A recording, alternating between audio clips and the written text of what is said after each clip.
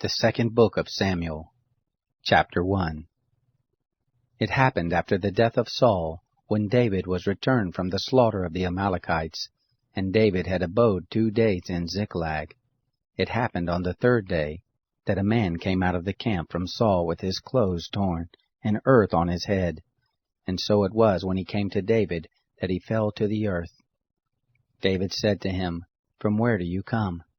He said to him, "Out of the camp of Israel I am escaped." David said to him, "How went the matter? Please tell me." He answered, "The people are fled from the battle, and many of the people also are fallen and dead, and Saul and Jonathan his son are dead also." David said to the young man who told him, "How do you know that Saul and Jonathan his son are dead?" The young man who told him said, "As I happened by chance on Mount Gilboa, behold, Saul was leaning on his spear, and the chariots and the horsemen followed hard after him.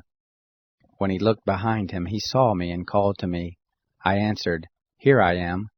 He said to me, 'Who are you?' I answered him, 'I am an Amalekite.' He said to me, 'Stand, I pray you, beside me, and kill me, for anguish has taken hold of me, because my life is yet whole in me.'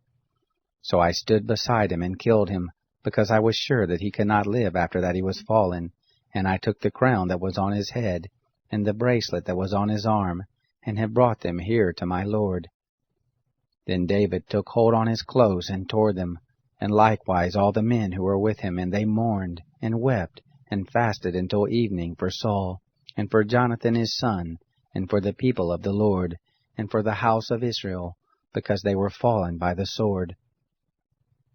David said to the young men who told him, "Where are you from?" He answered, "I am the son of a foreigner, an Amalekite." David said to him, "How were you not afraid to put forth your hand to destroy the Lord's anointed?" David called one of the young men and said, "Go near, and fall on him." He struck him so that he died. David said to him, "Your blood be on your head, for your own mouth testified against you, saying, 'I have slain the Lord's anointed.'" David lamented with his lamentation over Saul and over Jonathan his son. And he asked them to teach the children of Judah the song of the bow. Behold, it is written in the book of Jashar. "Your glory, Israel, is slain on your high places. How the mighty are fallen. Don't tell it in Gath. Don't publish it in the streets of Ashkelon, lest the daughters of the Philistines rejoice, lest the daughters of the uncircumcised triumph. You mountains of Gilboa, let there be no dew nor rain on you, neither fields of offerings. For there the shield of the mighty was vilely cast away, the shield of Saul not anointed with oil.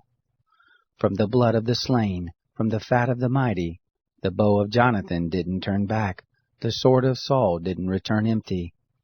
Saul and Jonathan were lovely and pleasant in their lives. In their death they were not divided. They were swifter than eagles, they were stronger than lions. You daughters of Israel, weep over Saul, who clothed you in scarlet delicately, who put ornaments of gold on your clothing. How are the mighty fallen in the midst of the battle! Jonathan is slain on your high places. I am distressed for you, my brother Jonathan. Very pleasant have you been to me. Your love to me was wonderful, passing the love of women. How are the mighty fallen! The weapons of war perished.